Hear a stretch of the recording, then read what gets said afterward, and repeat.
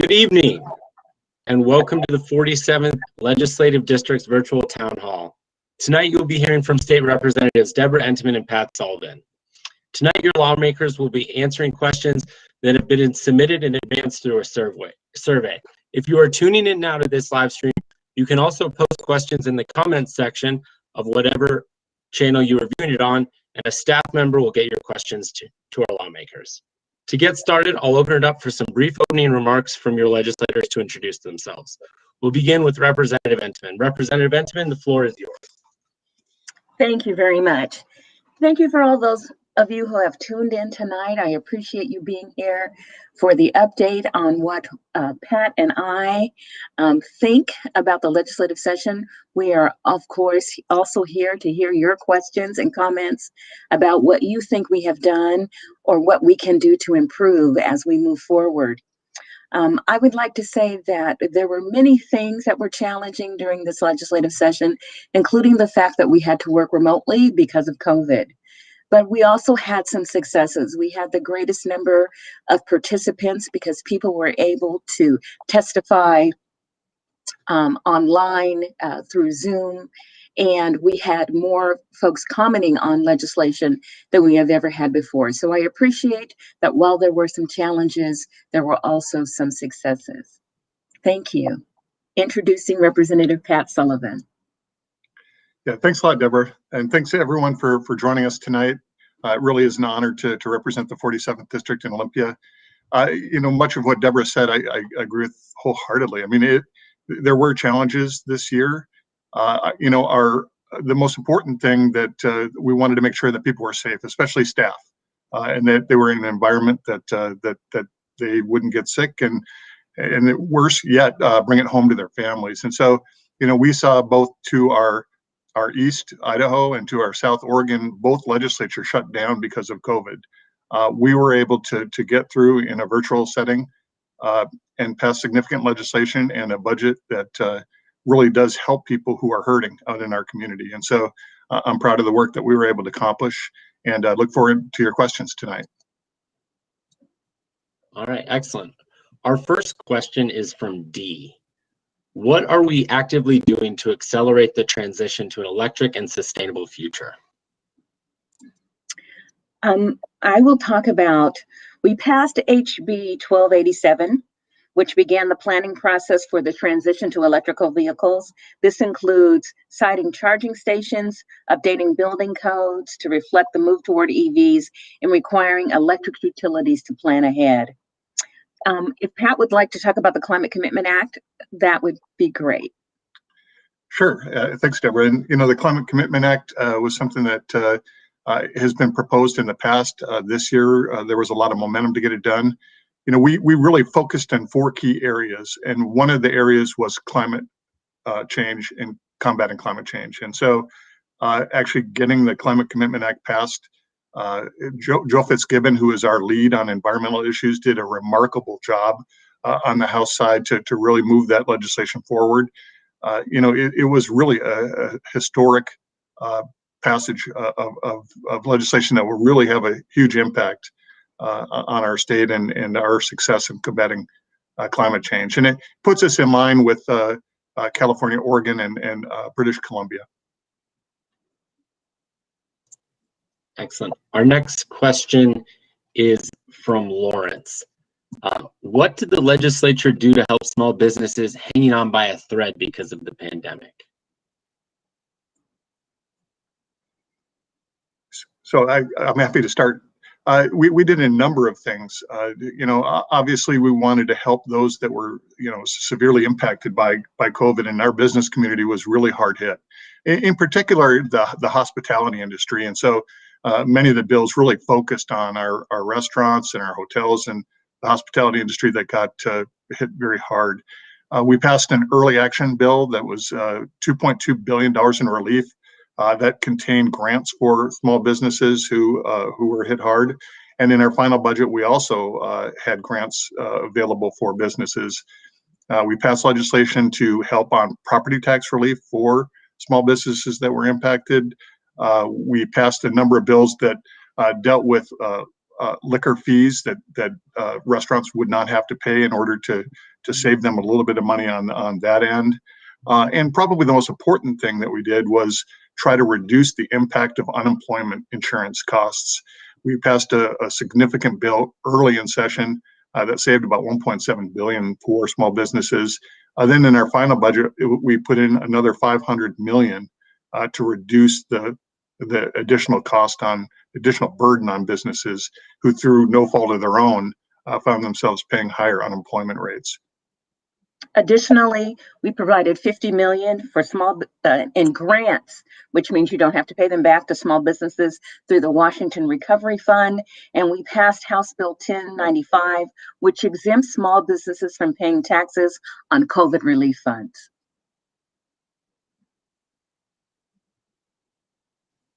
Excellent. Our next question comes to us from David. Under the current laws of Washington State, there's no state agency that oversees county or city jails. Only Washington State prisons are governed by the Department of Corrections. The sheriff or police chief in each city or county decides what gets investigated at his or her local jail. Does HB 1267, which established the Office of Independent Investigations, have authority to go into these jails and fix some of the long-standing systemic issues currently happening? So I would have to say, unfortunately, no. But what HB 1267 will do is create independent investigative body when the use of deadly force does occur. And so when deadly force happens, no matter if a person is in custody, because we do have in custody deaths and we know that they happen, there will be an independent investigative body that will come through.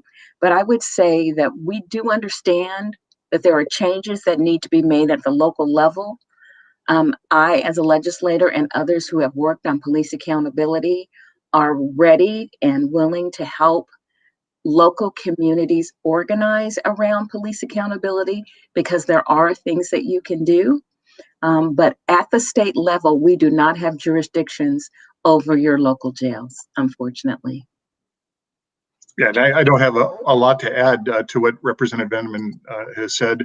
I will just actually mention the fact that she did incredible work on police reform this past year. She was one of the leaders in our caucus to move forward a number of bills which will improve our communities substantially.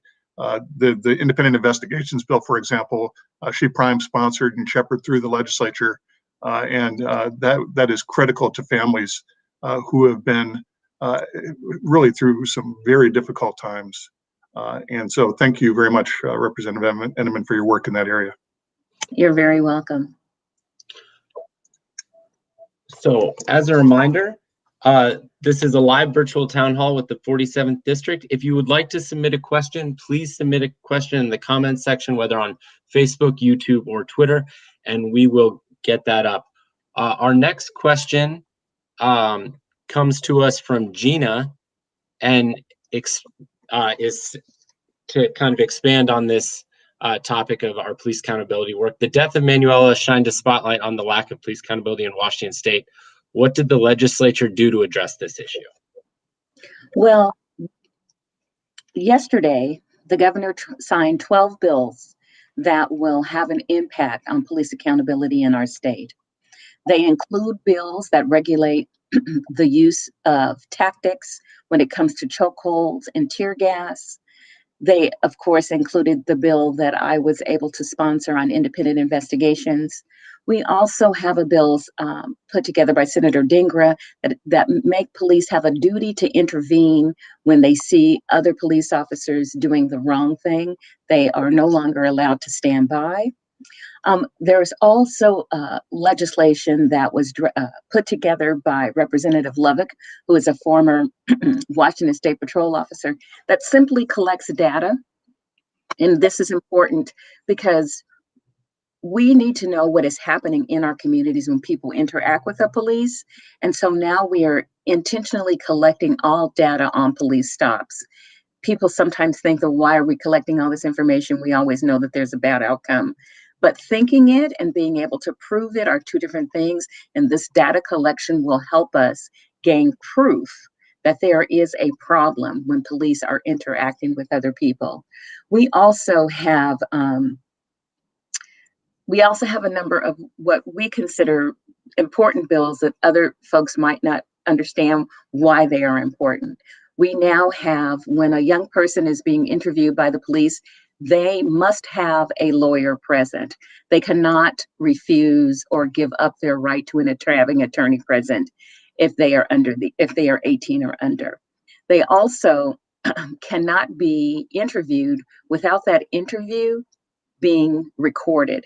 This is really important. If we think about the exonerated 5 in New York City, we know that there are times when, through coercion and long interviews, the police have been able to get people to admit to things that they did not do, especially young people, people under the age.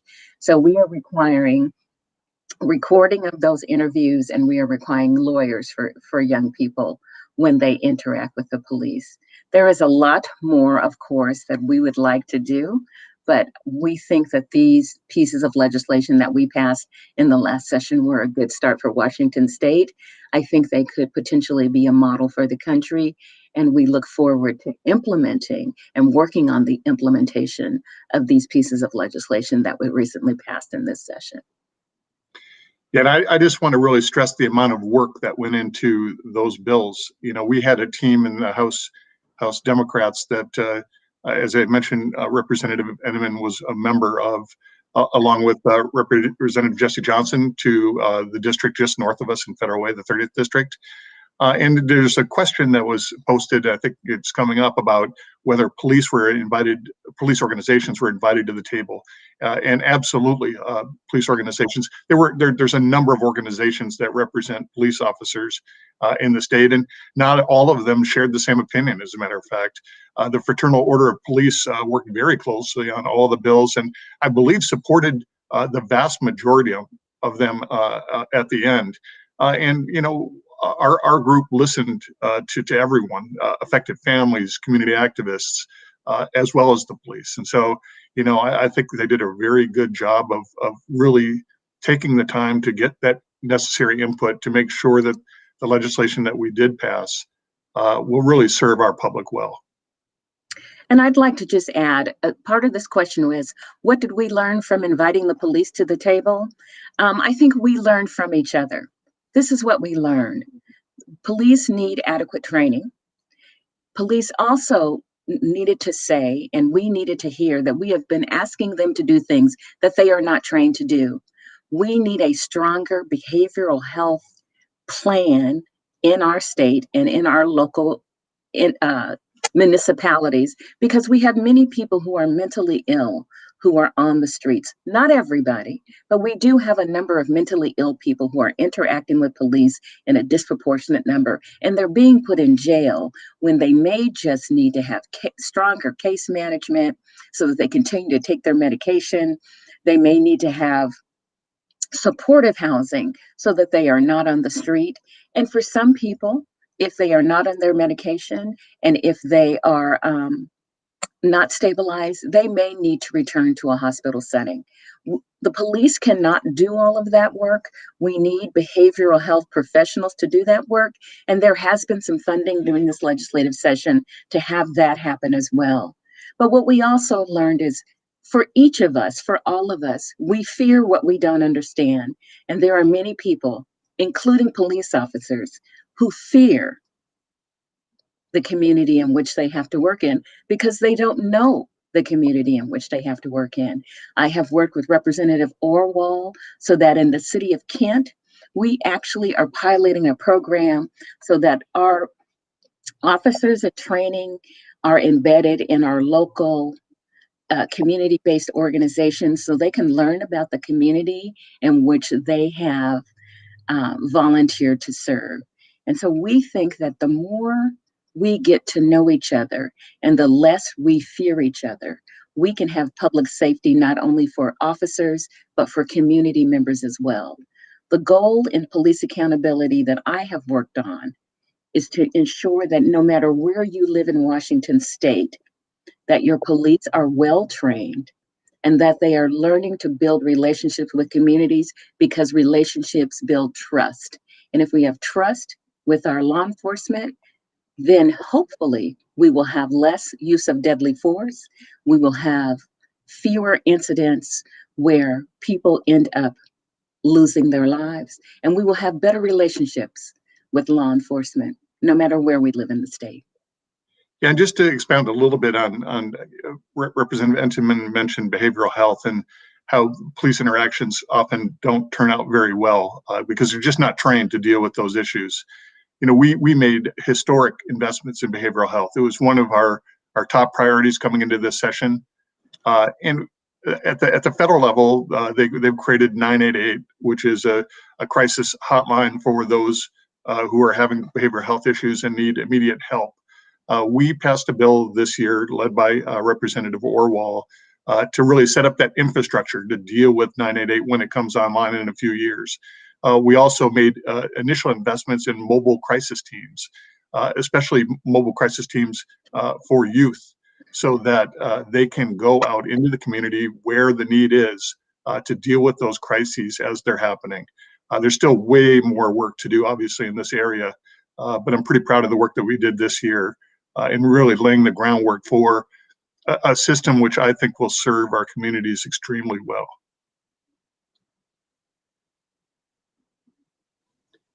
Excellent. Pivoting to a different topic, this question is from Jenna.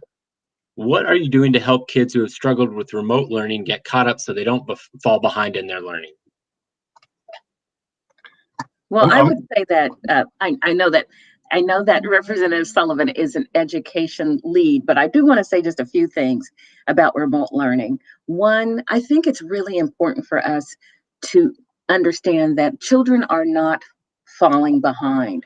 We all experienced a pandemic, and so we all have had that has impacted all of us in many different ways.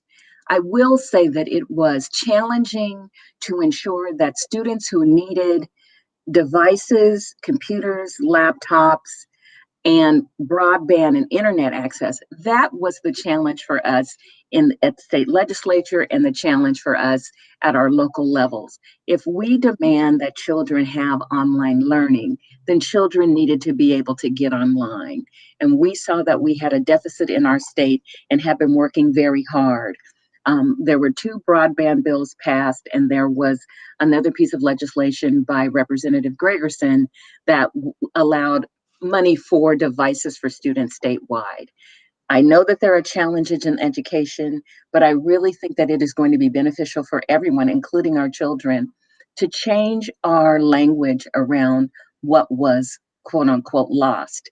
I don't think children lost anything. We learned a lot about how to be perseverant. We learned a lot about how to problem solve. There are many things that students learned over this time, including the importance of having relationships with their neighbors and being in interdependent relationships in their community. So I think they learned different things. They didn't learn all of those things in a classroom. Yeah, and I think that, you know, our schools obviously faced an enormous challenge in trying to shift to remote learning, you know, from being in the classroom, and some were able to navigate that better than others. My daughter is actually a paraeducator with the Kent School District, and you know, I have seen her firsthand work with students to help them through lessons and work with them to make sure that they're getting that education that they need. And thanks to the federal government, we did get a significant amount of money for school districts to participate in additional activities to help students who want extra help. So that money went based on those students, well, based on the Title I formula. So districts that have higher poverty levels will get more of those funds to help students in their districts. I think each district, we required each district to submit a learning plan to the state about how they plan to provide additional resources and opportunities for students. And so each district will be doing, you know, things a little differently. Some will be adding on some extra days to the start of the next school year. Others will offer before school or after school opportunities. One of the challenges was for districts to maintain a staff level that they needed to be able to provide the education that they were able to do so when they were getting less money from the state. You know, our system is based upon enrollment, and we saw, you know, on average a 5% enrollment decline. Transportation dollars are also sent out based upon the number of students who are riding buses. And so we spent a significant amount of time during our budget process to make sure that districts had those resources that were necessary to maintain that infrastructure, so that next school year, as we're going back hopefully more to the more traditional model for those who want to go in person, that they'll have the infrastructure necessary to hit the ground running in late August or September when they begin. Excellent. Our next question is from the comments section. It is from Sean Lewis. I am not seeing it show up. But what did the legislature do to support the mental health of young people?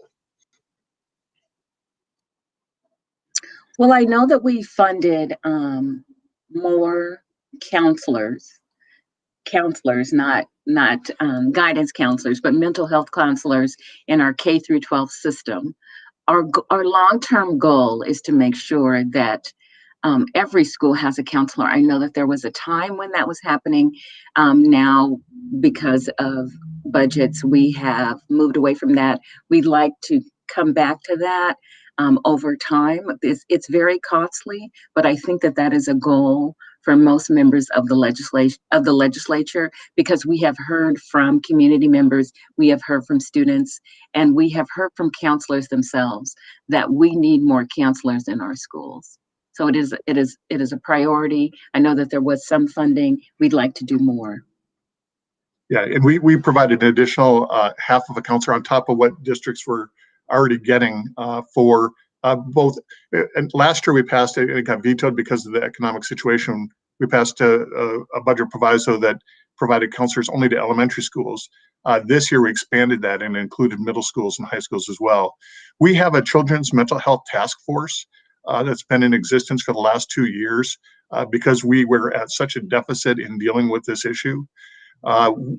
Lisa Kellen, who is a state legislator from the 5th District, our neighbor here over in the Maple Valley area, has been leading that effort. And we did make some progress in implementing the recommendations that they made and continue to make. They'll be working again during this interim. But one of the most important things I think we did is really the creation and the implementation of these mobile crisis teams, which will be able to provide those services in the community where they're needed. We also spent a significant amount of resources on housing because that is such an important component of making sure that, you know, people are able to stay within their community. And so, you know, I don't know the exact amount of money, but it was really, again, a historic investment in housing opportunities. Excellent. Our next question comes from Patricia. What actions are being taken for vaccinated individuals who may not have legal status? Well, I know that here in King County, we are not asking status. It's my understanding that we are not asking for anyone's legal status. We are in a pandemic, and the pandemic doesn't ask if you are legal or illegal. When we have a pandemic, we need to make sure that everyone who wants to be vaccinated can be vaccinated. So we are not asking about status when we are providing vaccinations in our community. Yeah, and early on when we were administering the vaccinations, it was not done very evenly. Communities of color weren't getting vaccinations at the same rate that white people were getting. And I think there was an effort by the Department of Health to really engage with community organizations to make those vaccinations available. They were also going out actually to farms to vaccinate farm workers. They were going into warehouses and to different areas where they were able to actually go to those workers directly and provide the vaccination. So Obviously it's not perfect and we are missing people, but we're doing our best to reach those that as Representative Entenman said, want to get vaccinated. Excellent. Our next question comes from Paul. Paul says, as a Kent taxpayer, how did you benefit me this legislative session? So we have passed there are a number of things I think that benefited everyone in Kent and in King County. But with the sales tax mitigation bill that I was able to pass with the help of Representative Sullivan and Senator Mona Doss, we created streamlined sales tax mitigation account. And right when COVID hit, we had passed the bill, this legislative session previous to this one. The governor vetoed it because of COVID, and we had these unexpected expenses. And so we were not able to fund that piece of legislation, and it was vetoed. So this year we were able to finally fund the streamlined sales tax mitigation account. It provided $1 million in revenue for warehousing centers in Kent and Auburn each year. And this new account will replace those funds and ensure that taxpayers in Kent and Auburn do not exclusively have to pay for the maintenance and service of warehousing districts that help to power the entire state's economy. So what that means is we have spread out that burden so that we are not the only ones paying the burden when everyone in the state benefits from our manufacturing district. I think also we need to understand that we have passed a capital gains tax. I know that it will be challenged legally, but I do think that it will benefit people in Washington state as well. And then we also have a earned income tax credit that we will be returning to families and individuals so that they can keep more of the money that they earned when they have what we call a low wage job. So those are things we have done for taxpayers in this legislative session. And Representative Entenman is very modest about the streamlined sales tax bill that she passed. When we moved to the new streamlined sales tax system a number of years ago, a number of jurisdictions were impacted. It was primarily the warehousing districts that got hit the hardest because the sales tax used to go to it was the point of delivery, and so Kent would get those sales tax dollars that got shifted away from Kent, so the largest impact of that legislation was to the city of Kent by a significant amount. And so this bill provides additional funds to make up for that lost revenue for Kent. And if they weren't able to get those funds, they'd have to figure out some other way to get that money, whether it was through increased local taxes or reductions in services that people are counting on. The second largest city that was impacted was Auburn. And so, for our district, it was that passage of that bill was huge. Part of our budget, we also provided a lot of additional relief for local jurisdictions, for both counties and for cities, more than we have in the time that I've served as a legislator. There were federal funds that we dispersed to local cities, but then we also added some state support for cities and counties as well. So we did as much as we could to really help cities that are also obviously struggling due to the pandemic. Excellent. As a reminder, you can submit questions in the comments section on Facebook or YouTube. Our next question comes to us from Simon. How will both Representatives Entenman and Sullivan address minority-owned businesses that were left out of both round 3 and 4 Working Washington grant applications? Well, I can say that when the initial money went out to, the grant money went out to business communities, it was through the associate development organizations, which is a structure that's in place, but it went to businesses that were well aware that that there was money available. And it really did not reach communities of color. It did not reach communities that, where you had owners who spoke different languages or didn't necessarily have internet access, or just an ability to really connect with the Department of Commerce.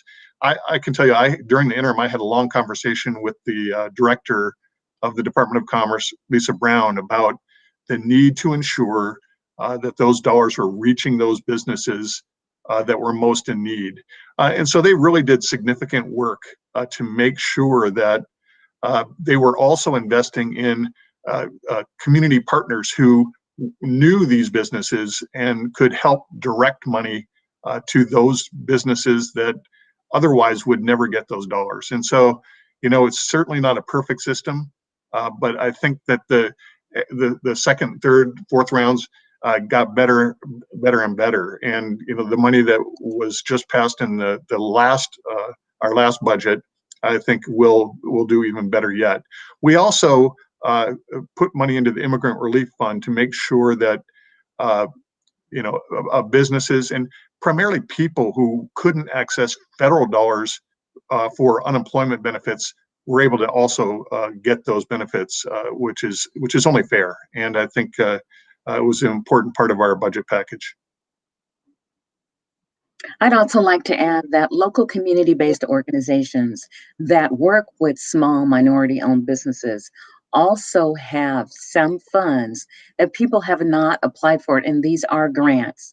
I cannot endorse any of these organizations, but I can say that I know that Tabor 100, the Seattle Metropolitan Urban League, the Seattle Chinese Chamber, and I know it's Seattle, but you don't have to be in Seattle to benefit from these programs. They right now have monies that they are trying to distribute in communities for women and minority-owned businesses. So I would say reach out to your local small business associations to see if they can help you access funds. The Kent Chamber, the Auburn Chamber, and the Covington Chamber may also help you to access resources. Our next question is from Kelly. School nurses are often one of the things that are cut from budgets. It seems like we need more of them as kids go back to in-person school, and we have to monitor health to make sure we do not have COVID outbreaks. Did the state provide more money for school nurses in the budget?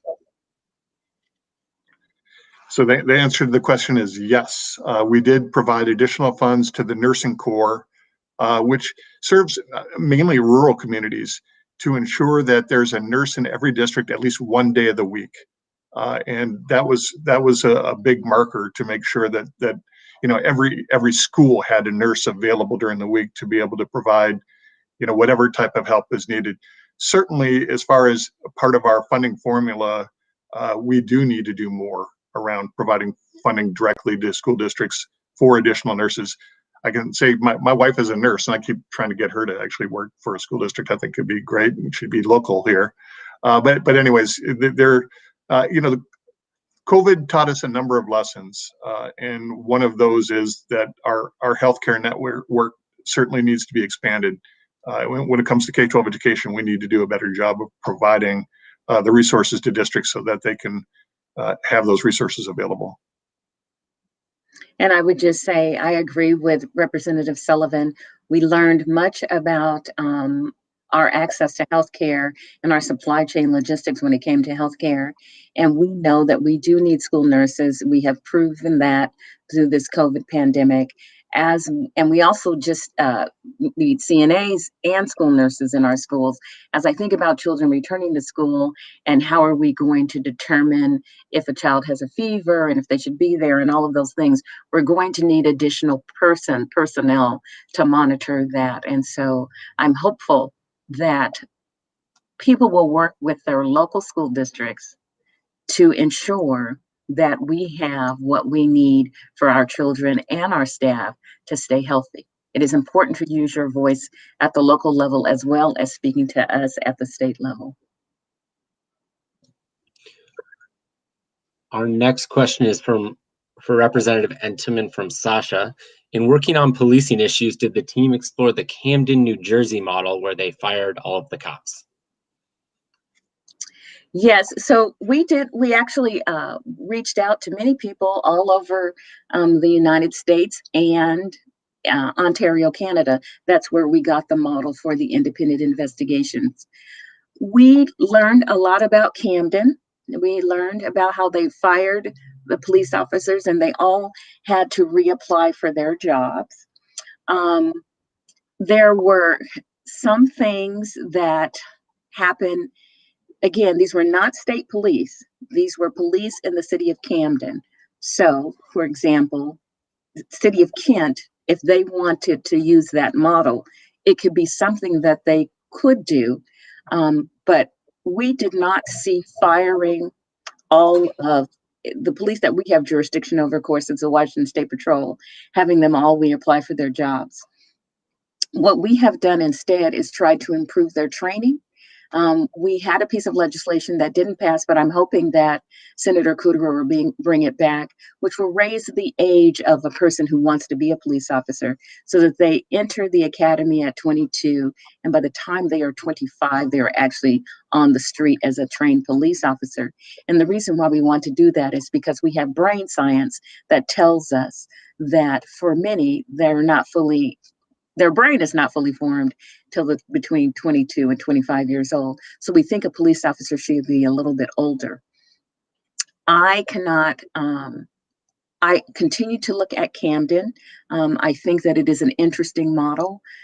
I think that if we would like to implement it, say in the city of Kent, we would really need to understand what they did and what was the impact and what were the unintended consequences. That's what I would say. I do want to work on arbitration around police officers and their union. I don't think that officers should be allowed to negotiate bad behavior, negative behavior, and get their jobs back. I don't think we should protect them from that. But I do think that they have the right to organize, and I think they have the right to unionize. I'm also concerned about when they have been suspended from their work, they still receive full pay. I have a problem with that as well. I think that that should change. I think that if they have found to have done no wrongdoing, they are entitled to back pay, but I don't think we should continue to give them their full pay when there is an investigation going on and they have been suspended from doing their work. Yeah, and I don't think there was any belief that we were going to solve police reform in one session. I mean, this is something that we'll be working on for years to come.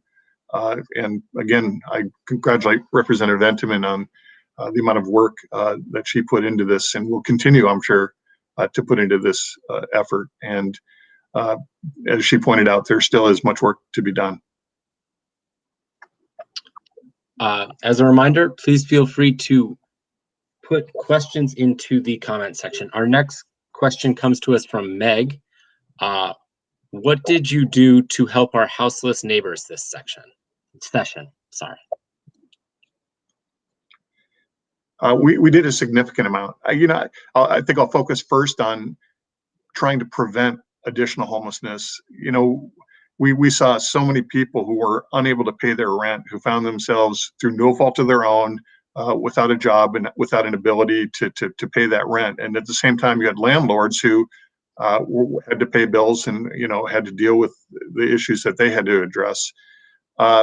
We invested in our final budget around $1 billion in helping both federal dollars and state dollars to help pay for that back rent. So it not only helps those that were behind on their rent and start a clean slate, but that money then goes to those landlords who have to, again, continue to pay their property taxes and address the issues that they need to address as well. So that was part of it. We also spent a lot of time on the document recording fee, which provides funding directly to homelessness. And with that increase, we're going to be able to provide, additional types of housing, both, emergent housing as well as transitional housing, as well as long-term supportive housing. All of that needs to be done. And, we need to work with communities, obviously. Every community has different needs. Every community has a different approach to dealing with the homelessness crisis. We see ourselves as the state as a partner with our local communities, and we'll continue to work with them, on this issue. This is another one of those issues which, we'll be working on, I think, each year from now, until we solve the problem, which hopefully will be sooner than later. But this budget was historic in the amount of resources it put into both preventing homelessness as well as dealing with those that find themselves homeless today. I would also like to say that when I think about what is happening with our federal partners, and I know that this is long term, but people need to think about this. President Bill Clinton said the greatest anti-poverty program that we've ever had in America is jobs. If we were to pass our infrastructure bill at the federal level, there would be a number of jobs created here in the Pacific Northwest, including green jobs. Many people are homeless because they don't make enough money to be able to afford a place to live. I know that there are some people who are not working who are homeless, but there are many people who are, and they simply cannot afford first and last month's rent to maintain having a place to live. We also have a scarcity of housing. And so as a part of the federal infrastructure bill, building houses for the middle, for people who are not extremely wealthy and not extremely poor, but are living in that middle class and just can't find affordable housing, is also something that federal legislation is trying to do. And so the responsibility here in our state is to make sure that when we build that housing, that we are making sure that the people that it was intended for are the people who are able to move into that housing. And when we look at our state and our contracting, that we have local hire and worthy wages so that people who live in our communities can qualify for those jobs and move from being houseless and homeless to moving to having their own homes and to no longer be outside. So there is a system failure when we have the number of homeless people that we have. And working to improve our infrastructure is just one leg in the stool of preventing homelessness. We also need to improve healthcare, and we need to improve access to food. And I'll mention one additional thing is that in the last 2 years, we've done a much better job of coordinating our capital budget with our operating budget. So as we're making those investments in mental health, as we're making those investments in community supports, whether it's through the Housing Trust Fund, which partners with nonprofit organizations and cities to provide housing options, that the operating side is really coordinated with the new construction, because it doesn't make any sense to build housing without the supports that go along with it. And so that coordination in the last several years has been much better than it has in the past.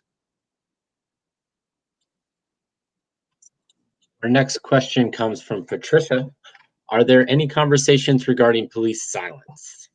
When an officer knows something, knows another is doing questionable acts. Yes, we did pass in this legislative session the duty to intervene, and that includes the duty to report to higher administrators when your fellow police officer has done something wrong. Excellent. Our next question is from April. I heard that there was a lot of money going to childcare now. What does that actually mean for the average family? So Fair Start for Kids is a legislation that was passed with the help of Representative Tana Sen, and before Representative Sen, Representative Christine Reeves. And the Fair Start for Kids Act does a number of things. It helps to fund additional child care providers because we have many communities where we no longer have certified child care providers. You know, there's always going to be an informal child care system, but the formal child care system is lacking in a lot of places. So what we have done is we have provided funds for additional training so that more child care providers can get licensed And then we will be working closely with them so that there aren't as many barriers as there may have been in the past, so that people will maintain a child care site and keep it open. We don't want the regulation to be a barrier for child care. We also are providing assistance to parents who are in school trying to improve their lives. We are not penalizing them by saying that they have to work a 20-hour week and go to school full time. And so we would like to be able to provide assistance for their child care so that they can improve their lives and become independent.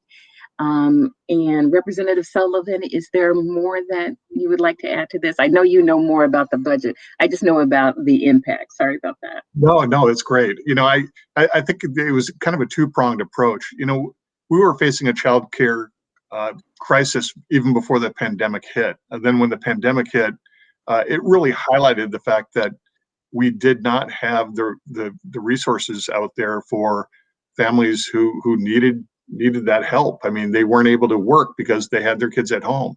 And it really showed that the problem was much worse than what we thought. And so in the short term, again, thanks to federal help, we were able to provide, I think it was a little over $200 million directly to child care centers and individuals who were providing child care to help them get through at least the current crisis and to keep their doors open and continue to provide child care. And then with the passage, as Representative Entenman mentioned, the Fair Start for Kids Act, there's significant ongoing funding to increase the number of child care, both centers and individuals who are providing child care. We have they're called child care deserts. There are areas of the state where there just is not child care available.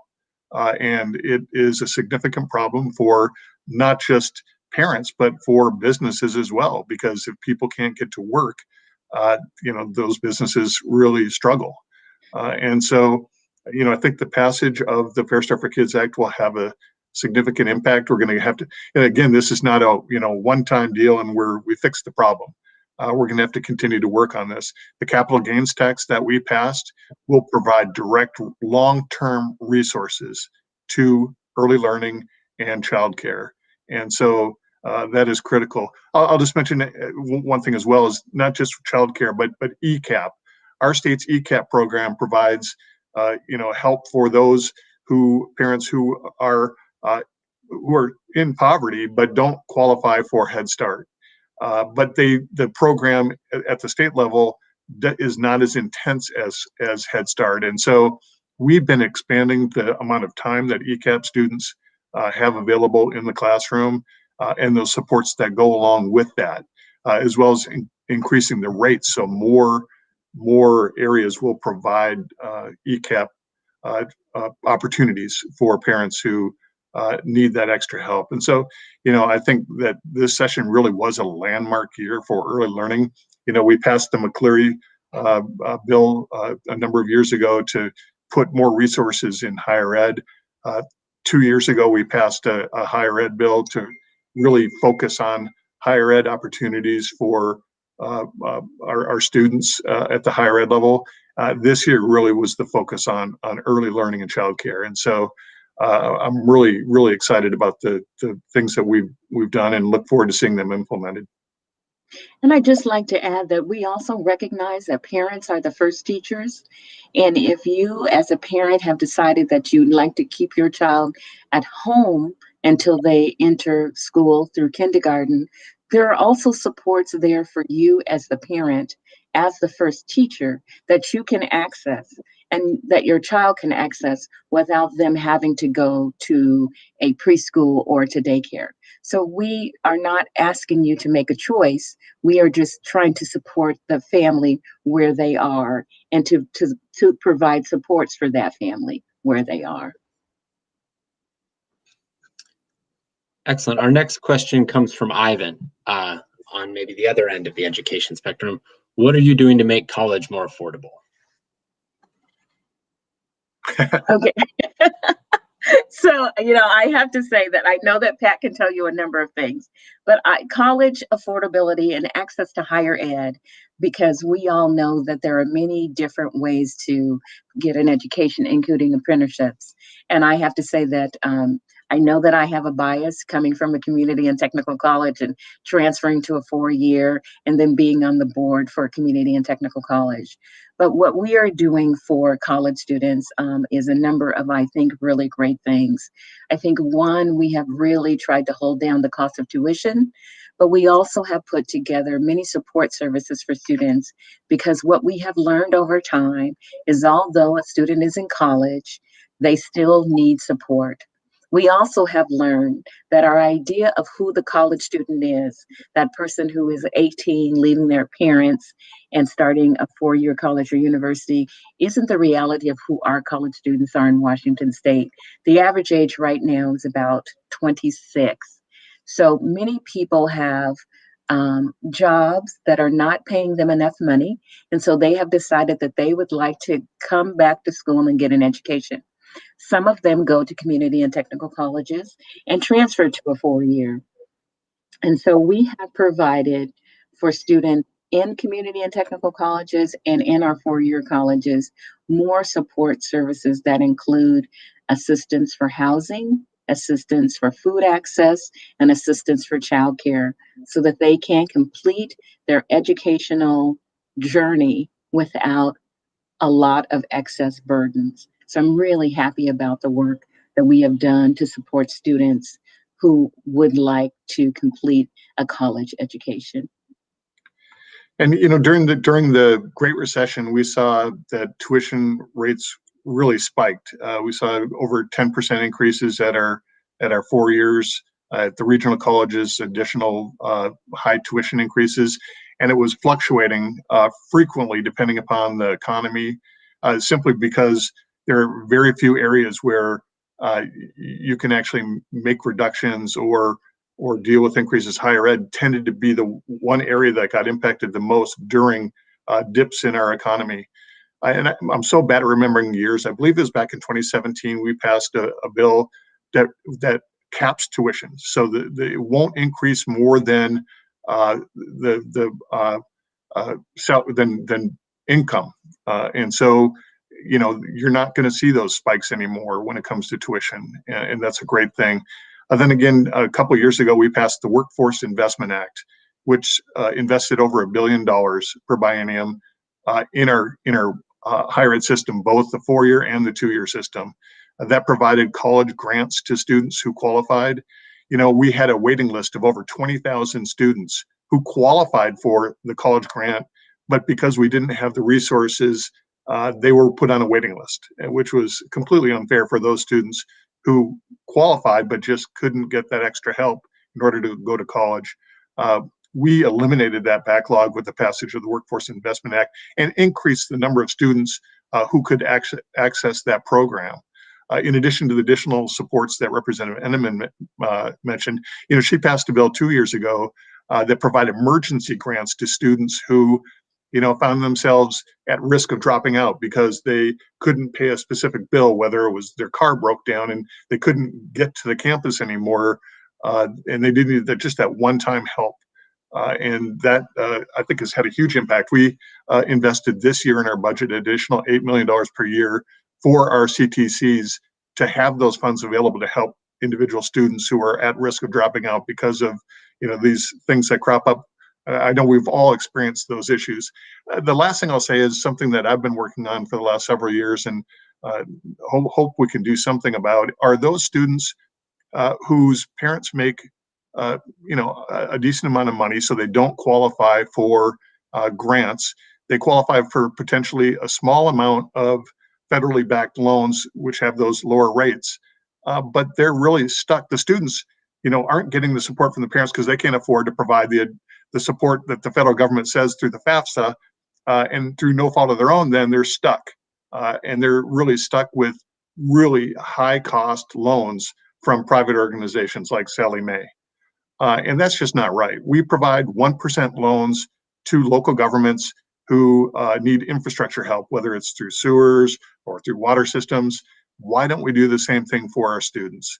And so I had a bill a couple of years ago to provide those 1% loans to students rather than, having them go to those private, high rate loans, only to find themselves after they graduate so burdened with debt that they can't get a mortgage, they can't get out from underneath the incredible amount of debt that they're under. And that is a problem nationwide that we need to deal with. There's been a little bit of progress that's been made, but we've got to do much more to help these students who find themselves with just that big problem once they graduate. That was our last question of the evening. Thank you to everyone who submitted a question.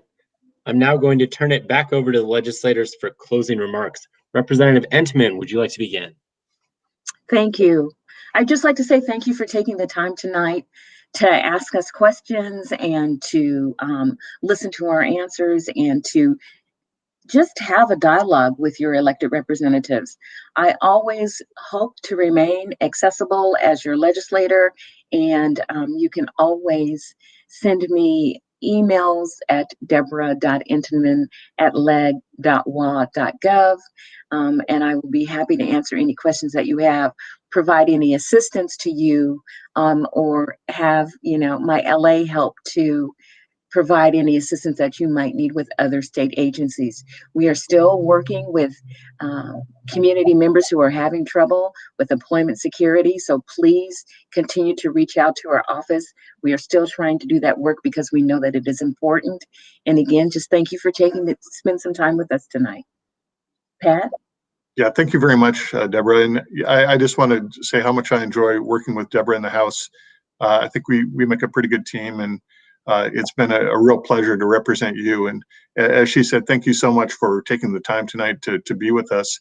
I wish it were in person, and we'll get there soon as we're inching closer and closer to that point where we're going to be able to get together and have these conversations face to face. But in the meantime, having these types of forums available are really important. And so for you to take time out of your busy schedule to join us is very much appreciated.